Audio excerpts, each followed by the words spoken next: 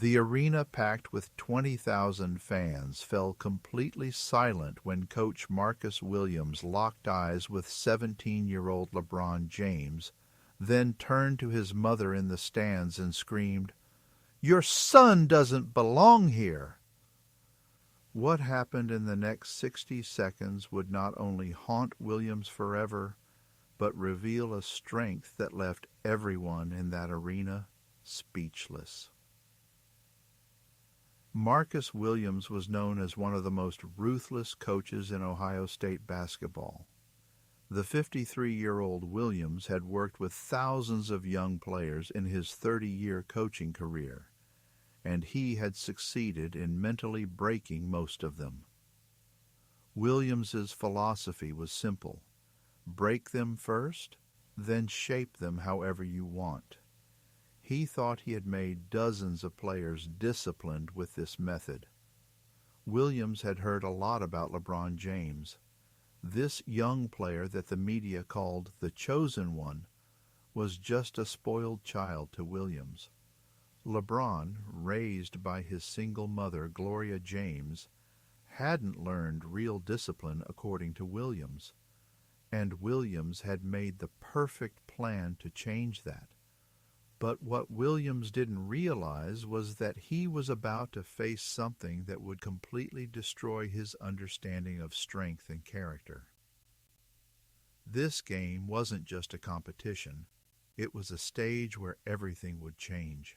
Gloria James had never missed a single game for her son. That night, too, she was sitting in the front rows of the stands, having come to support LeBron. In their life full of struggles, basketball was a beacon of hope for both LeBron and Gloria. Gloria was confident that her son would perform well in this game. Before the game started, the team had gathered in the locker room. While Williams was giving tactical information to the players, his eyes were constantly on LeBron. It was time to break this young player's confidence. "Gentlemen," Williams said, his voice sharp and authoritative, "we have a strong opponent in front of us today, but there's no place on my team for players who will be weaklings." He turned his eyes directly to LeBron. "Some of you are here just because of media hype, but real basketball is something completely different." LeBron could understand that his coach's words were directed at him, but he was trying to stay calm. His mother was in the stands, and he wanted to make her proud. "James," Williams said suddenly, "do you really think you're part of this team?" LeBron stood up. "Yes, Coach, I'll do my best." Williams smiled, but this wasn't a sincere smile. "Do your best, huh? Well, let's see." When the team took the court, Williams's real plan would begin. In the first half of the game, he constantly criticized LeBron, magnifying every mistake and trying to humiliate him in front of other players. But LeBron was resilient. Despite all the criticism, he continued to focus on his game. At halftime, Williams decided to change his strategy. To really break LeBron, he needed a harsher method, and this method required targeting LeBron's weakest point, his mother. But what happened next would shock everyone who witnessed it. When the second half started, LeBron was putting on a magnificent performance. Scores, assists, rebounds, everything was perfect. But Williams couldn't allow this. He called a timeout. "James!" Williams shouted, his voice loud enough to echo throughout the arena. "What do you think you're doing?" LeBron looked at his coach in confusion. "Coach, I'm playing well. The team is winning." "Playing well?" Williams's voice rose even higher. "You're disrupting team play. You're playing selfishly." Then what he did crossed all boundaries up to that point. Williams pointed to Gloria James in the stands. "Look," Williams said, pointing his finger toward Gloria. "Your mother is watching you." "But she should know that." Williams paused. The arena had become silent. "Your son doesn't belong here." These words hit everyone's ears in the arena. Gloria James's face tensed. Her eyes filled with tears. LeBron was frozen. His coach was trying to humiliate him by targeting his mother. Williams continued, "Yes, let everyone hear. This kid is a deception created by the media. He's not a real basketball player." Murmurs began to rise from the stands. People couldn't believe Williams's words. LeBron's calmness up to that point was giving way to something else. But this wasn't anger. This was something Williams never expected. But instead of responding with words, LeBron did something that would change everything. He said absolutely nothing. Not a single word. He simply looked at his coach with a calm, determined expression, then looked up at his mother in the stands. Gloria's eyes were filled with tears, but she nodded at her son, a nod that said, "Show them who you are." LeBron turned back to the court without saying a word. His silence was more powerful than any speech could have been. What happened next would become one of the most legendary moments in basketball history. When LeBron returned to the court, he was a completely different player. Not just physically, but mentally he had risen to another level. Every move, every decision was perfect. He played as if the basketball court was his home. His first shot was a three-pointer. The moment the ball left his hands, Williams and everyone else knew it was going in. Swish. Even the net barely moved. Then came a flawless steal and a no-look assist, each move more precise than the last. LeBron then grabbed a rebound. 3 opposing players were running toward him, but he calmly controlled the ball and without looking back made a perfect shot. 3 more points. The arena had gone crazy. Fans were chanting LeBron's name, but the person applauding the most was Gloria James in the stands. There were tears in her eyes, but these were tears of pride. Williams, meanwhile, was watching frozen from the sideline. He had completely misjudged this kid. This wasn't just a talented player. This was an extraordinary leader. LeBron's show continued. Every play, every move was like a work of art. The opposing team had to call a timeout because they couldn't do anything. In the final moments, LeBron silenced a trash-talking defender with a single move, a crossover so clean it left the gym gasping. But what truly destroyed Williams wasn't just LeBron's performance, it was what happened during the final timeout. Williams approached LeBron, his voice now desperate rather than authoritative. "James, I ... But LeBron simply looked at him. No anger, no resentment, just a look that said everything. Williams felt his 30 years of coaching crumble in that single moment. When the final whistle blew, LeBron's team had won by 34 points. LeBron had scored 47 points, 12 rebounds, and 11 assists. It wasn't even just a triple-double. This was something else entirely. But what LeBron did after the game was even more powerful than his performance. He walked straight to his mother in the stands. Gloria James hugged her son and said, "I'm proud of you, not just for the basketball game, but for the character you showed." LeBron hugged his mother tightly, then looked back at the court where Williams stood alone, completely broken. The arena was erupting in applause, but it wasn't just for the victory. It was for witnessing something extraordinary. A young man who responded to hatred with excellence, to humiliation with dignity. As LeBron walked back toward the court for the final time that night, he caught his mother's eye and gave her a small wink.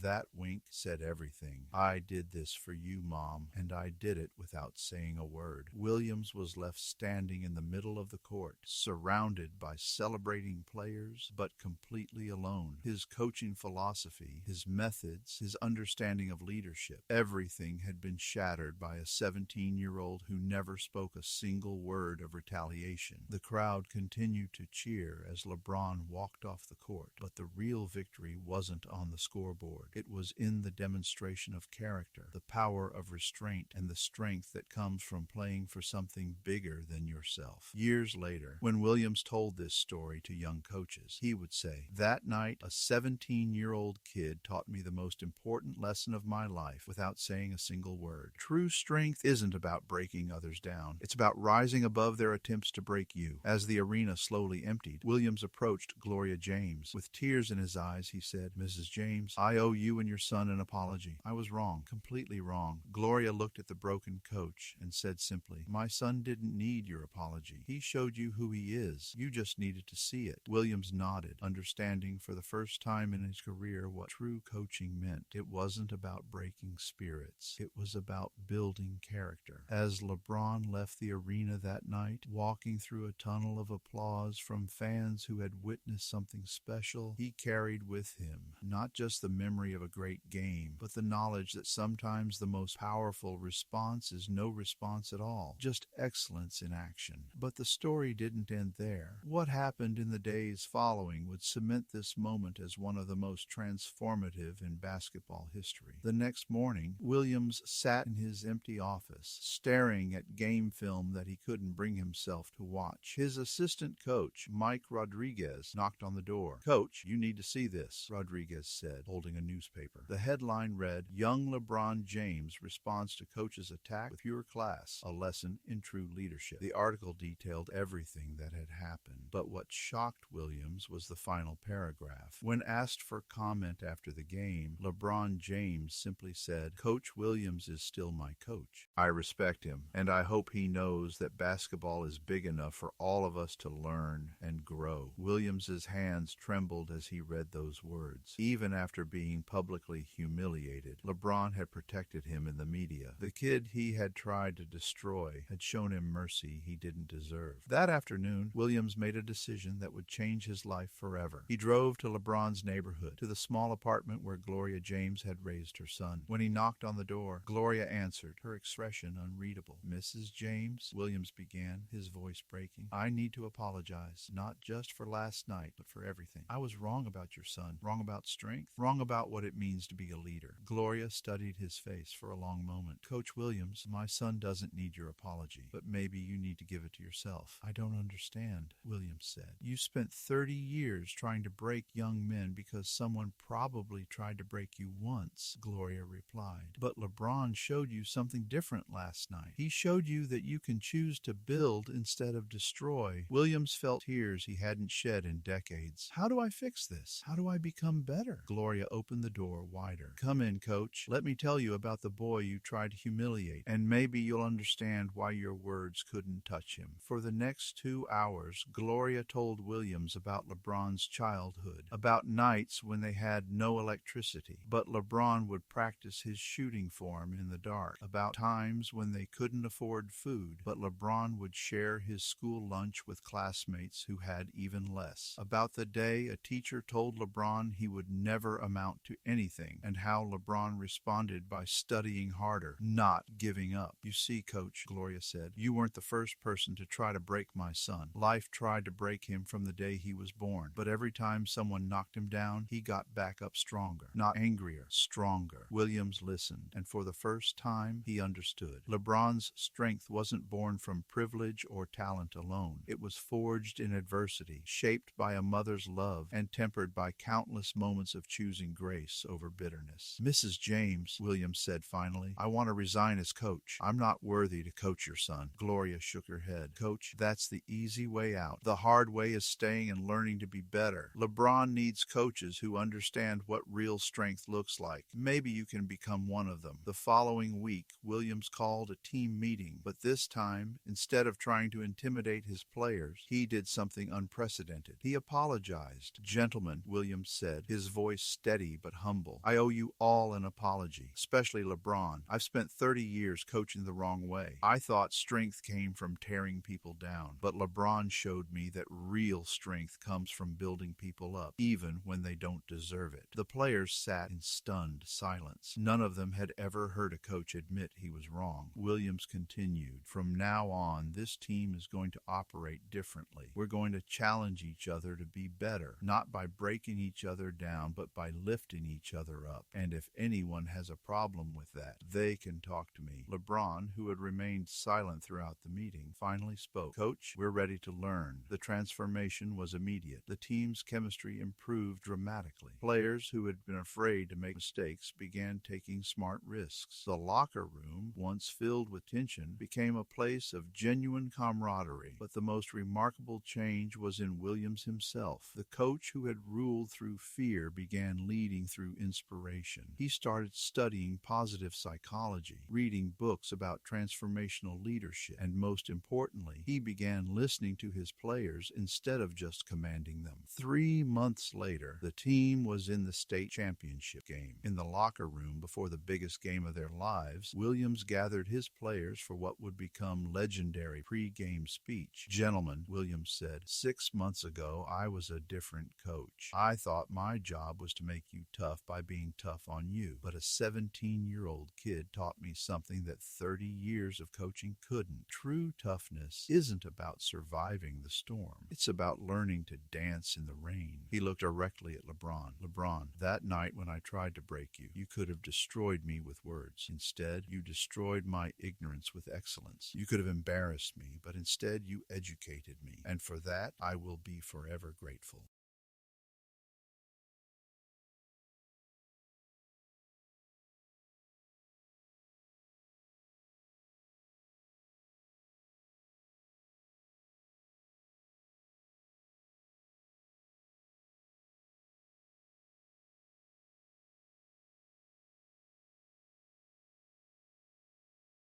The team won the championship that night, but the real victory had happened a month earlier when a young man chose character over retaliation.